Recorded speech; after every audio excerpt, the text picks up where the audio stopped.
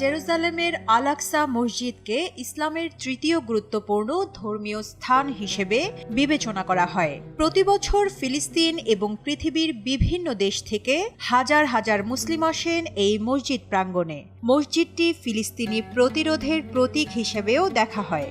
বহু বছর ধরে আল-আকসা প্রাঙ্গণে ইসরায়েলি বাহিনী ও ফিলিস্তিনিদের মধ্যে সংঘর্ষ ও সহিংসতার ঘটনা ঘটছে। কিন্তু এই এলাকাটি এত স্পর্শকাতর কেন? এর জন্য ফিরে তাকাতে হবে ইতিহাসের দিকে। মসজিদুল আকসা বা বাইতুল মুকাদ্দিস মুসলমানদের জন্য অত্যন্ত গুরুত্বপূর্ণ একটি জায়গা। এই মসজিদের বহু ফজিলতের কথা কোরআন হাদিসে বর্ণিত হয়েছে। ফিলিস্তিনের মসজিদুল আকসা হল মুসলিমদের প্রথম কিবলা, যার দিকে মুখ করে রাসূলুল্লাহ সাল্লাল্লাহু আলাইহি ওয়াসাল্লাম ও সাহাবীরা 10 বছর নামাজ আদায় করেছেন। সূরা বাকারায় এ ব্যাপারে বর্ণনা রয়েছে। নবীজি মনে প্রাণে চেয়েছিলেন মক্কাকে কিবলা বানাতে, তাই আল্লাহ তাআলা মক্কাকে কিবলা বানিয়েছেন। কিন্তু মসজিদুল আকসা প্রথম কিবলা হওয়ার কারণে প্রত্যেক মুসলমানের কাছে এই মসজিদের গুরুত্ব ও ফজিলত অনেক বেশি। মসজিদুল আকসা আল্লাহর জমিনে নির্মিত দ্বিতীয় মসজিদ।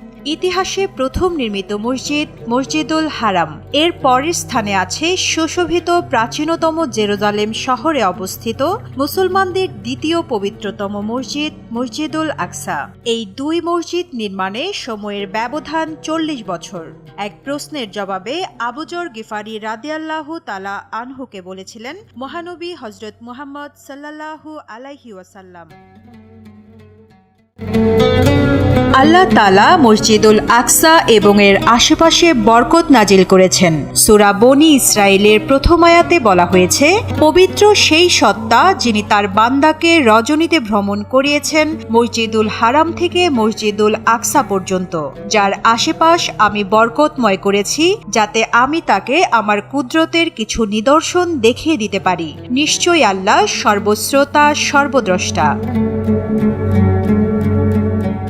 মহানবী হযরত মুহাম্মদ সাল্লাল্লাহু আলাইহি ওয়াসাল্লাম মিরাজের রাতে জিব্রাইল আলাইহি ওয়াসাল্লামের সঙ্গে মক্কা থেকে মসজিদুল আকসায় এসেছিলেন। এখানে তিনি নবীদের সঙ্গে নামাজ পড়েন, অতঃপর 7 আসমানে ভ্রমণ করেন এবং সেখান থেকে একাকী রফরফ বাহনে আরশে আজিম পর্যন্ত ভ্রমণ করে মহান আল্লাহ রাব্বুল আলামিনের সঙ্গে সাক্ষাৎ লাভ করেন।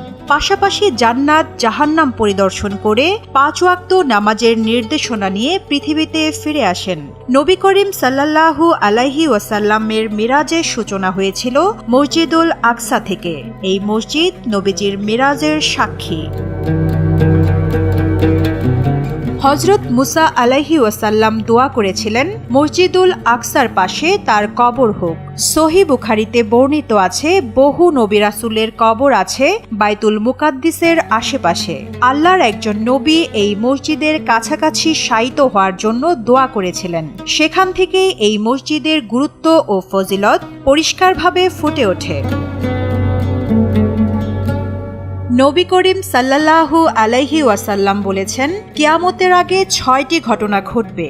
তার মধ্যে একটি হলো এই বাইতুল মুকাদ্দিসের বিজয় হবে। বাইতুল মুকাদ্দিস মুসলমানদের হাতে আসবে।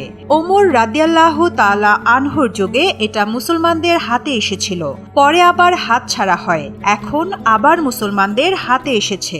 মুসলমানরা এখানে সালাত আদায় করেন, কিন্তু ইহুদিরা জোরপূর্বক সেই পবিত্র স্থান ও তার আশেপাশের এলাকা ঘিরে রেখেছে। কিন্তু কিয়ামতের আগে আবার আল আকসা বিজয় করবে মুসলিমরা। আল আকসা মসজিদে সফর করা জায়েজ আছে সোয়াবের উদ্দেশ্যে। পৃথিবীর কোনো মসজিদ বা কবরে দূর থেকে সোয়াবের উদ্দেশ্যে সফর করার নিয়ম নেই, কিন্তু সোয়াবের উদ্দেশ্যে সফর করা জায়েজ আছে 3টি মসজিদে: মসজিদুল হারাম, মসজিদে নববী এবং আল আকসা। এই মসজিদে সফরকারীকে আল্লাহ বিশেষ সোয়াব দান করে থাকেন। মসজিদুল আকসায় নামাজ আদায় করলে আল্লাহ তাআলা তার সওয়াব 500 গুণ বাড়িয়ে দেন। এই মসজিদে কেউ 1 রাকাত সালাত আদায় করলে তার 500 রাকাত সালাত আদায়ের সমান সওয়াব আল্লাহ তাআলা লিখে দেন। আল আকসা মসজিদে যারা সালাত আদায় করবেন, আল্লাহর নবী হযরত মুহাম্মদ সাল্লাল্লাহু আলাইহি ওয়াসাল্লাম তাদের জন্য দোয়া করে গেছেন।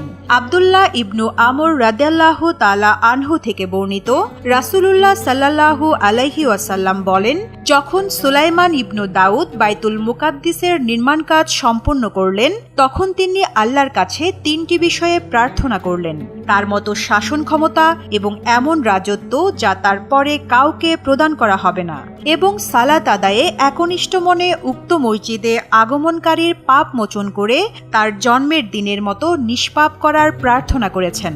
নবীজি সাল্লাল্লাহু আলাইহি ওয়াসাল্লাম বললেন, আল্লাহ তার আবেদনের ভিত্তিতে তাকে 2টি প্রদান করেছেন, তৃতীয়টিও কবুল করবেন বলে প্রত্যাশা করছি। সুনানে ইবনু মাজাহ, হাদিস 1479। নবী করিম সাল্লাল্লাহু আলাইহি ওয়াসাল্লাম থেকে বিশুদ্ধ সূত্রে বর্ণিত হয়েছে, বাইতুল মুকাদ্দিস ও এর আশেপাশের এলাকা হলো হাসরের ময়দান, পুনরুত্থানের জায়গা। হাসরের ময়দানের সূচনা এখান থেকে হবে। এই ফিলিস্তিন থেকেই শুরু হবে কিয়ামত।